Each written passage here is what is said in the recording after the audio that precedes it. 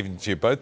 Rennie, how do you feel about being called different because you're hardwired differently? I'm sure it's not something you've failed to hear before. It just seems to keep cropping up. Is it necessary? It's ridiculous. It's 50s thinking, you know. I mean, it's just so ridiculous, this biological determinism.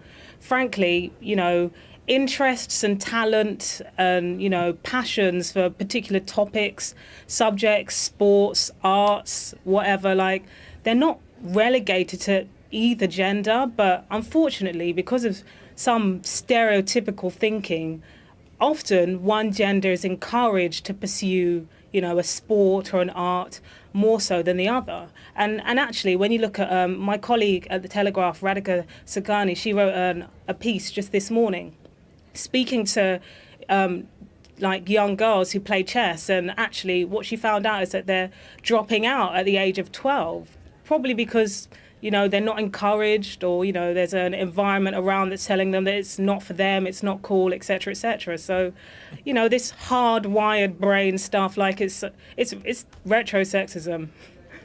So, Milo Yiannopoulos, does it matter if men and women are wired differently, have different skills? No, it doesn't matter in the sense that they are equal but different, but it simply isn't true to say that there is no difference whatsoever between the aptitudes of men and women. And it is, without question, true that there are some biological differences between men and women, and we know that from our anatomy.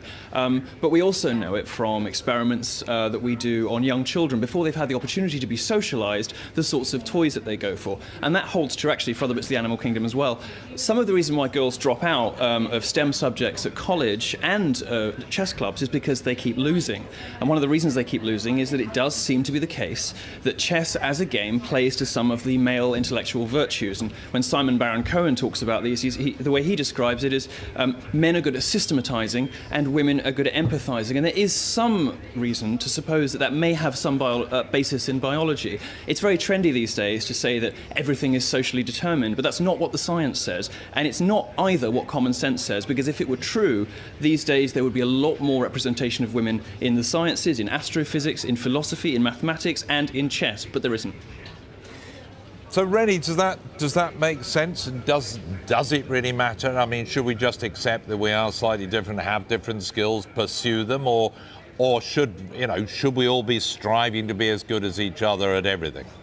It seems really reductive, to be honest with you. I mean, if you look around at your, you know, male and female friends and families, you'll see a vast, like a huge wide variety and diversity in interests and talents and passions, right? And also I think that it's ridiculous to assume that the reason why one gender is overrepresented in a field is because the other gender is not quite up to it. I mean, often, you know, if a field is homogenous, right, which, as we can see, chess is homogenous, that also brings with it a culture that makes things unwelcoming for people who do not quite fit the bill. Like, it's so, you know, it's almost victim blaming in a way to suggest that the reason why there's an overrepresentation of a particular kind of person is because the other kind of person just isn't quite up to it. Like, it's ridiculous. If that was the case, you know, I mean, we don't live in a meritocracy. So it's nice to have these sort of vague, waffly, sort of everyone has varied interests. What the science suggests is that, for example, when it comes to IQ is distributed differently between the sexes. Now, IQ gets a really bad rap because it's not a great indicator of some things. It's said to be sexist, it's said to be biased towards white people, whatever.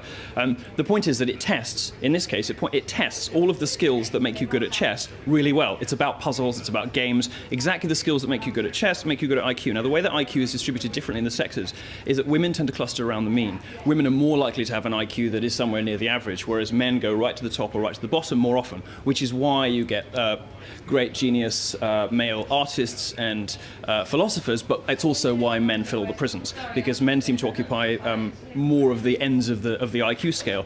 And now IQ is pretty much the best measure we have to predict whether somebody will be good at chess. And what it proves.